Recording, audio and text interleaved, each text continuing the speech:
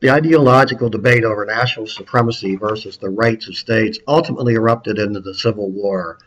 A little background: there was a shift to states' rights in the Jacksonian era 1829 to 1837.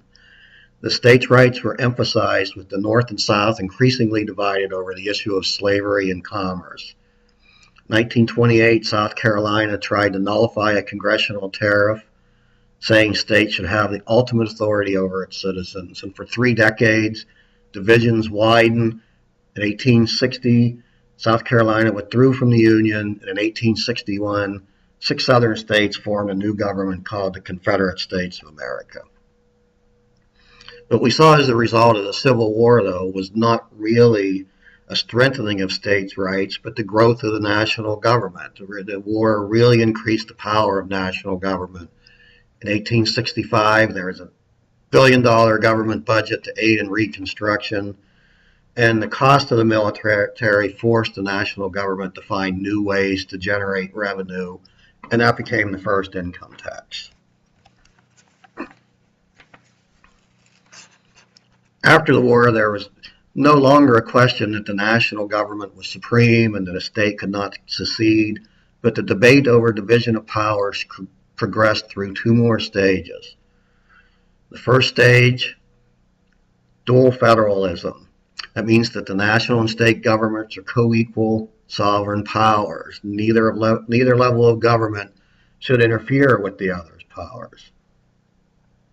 And the Supreme Court also approved the national government interfering in state activity through grants and subsidies.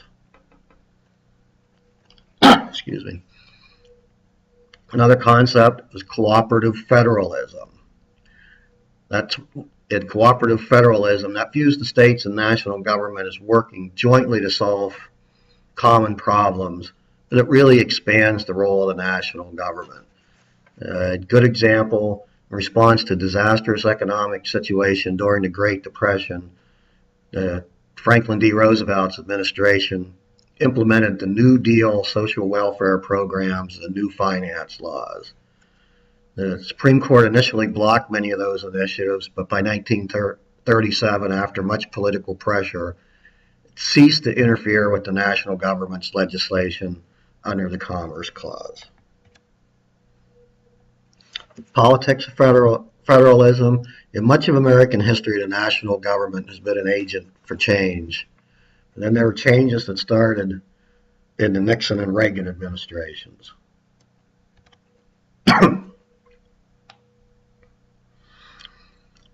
Let's look at a couple of measures or methods of implementing the cooperative federalism.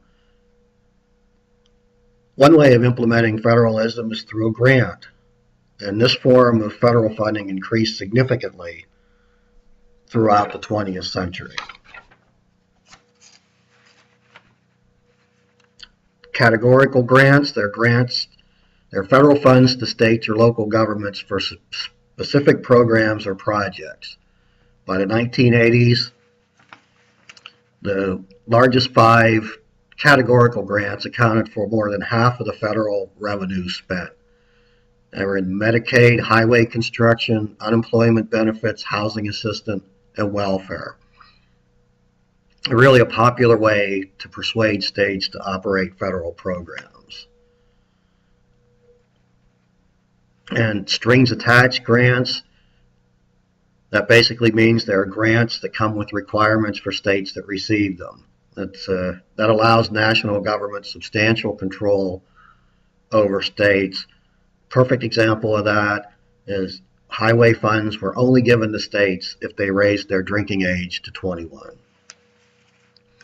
Block grants, they're federal funds that go to state and local governments for broad functional areas, allowing governors and mayors more leeway in deciding how to spend them. An example is giving block grants to every state for their welfare programs. Another concept, federal mandates. They're requirements that force states and municipalities to comply with certain rules or take certain actions. And sometimes these mandates implements a costly policy without providing funds to cover these costs. So you'll see state governments objecting to federal mandates that don't come with funding, local governments objecting to federal and state mandates that don't come with funding. So where are we with federalism today and with the Supreme Court? As you know, the Supreme Court has the final word on where to draw the line between federal and state powers. Its interpretation has changed over the years. It's justified the national government's widespread authority since the 1930s, but there have been some limits beginning in the 1990s. Really difficult to predict how today's court might roll in such cases. There's a question, is there now a trend towards states' rights? And since the 90s, the Supreme Court has tended to give greater weight to states' rights. United States versus Lopez, it ruled that Congress has exceeded its authority by passing the Gun-Free School Zones Act, marking the first time in 60 years it limited the national government's powers under the Commerce Clause.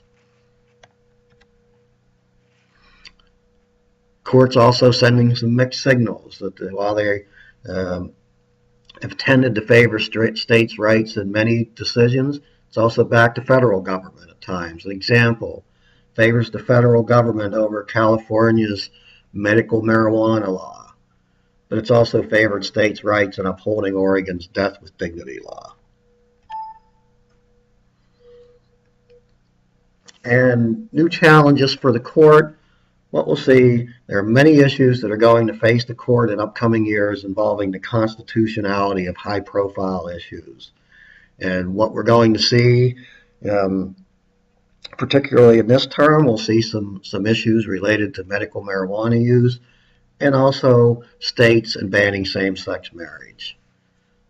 That concludes the lecture for this chapter. Please check the folder in the course documents section on Blackboard for additional assignments.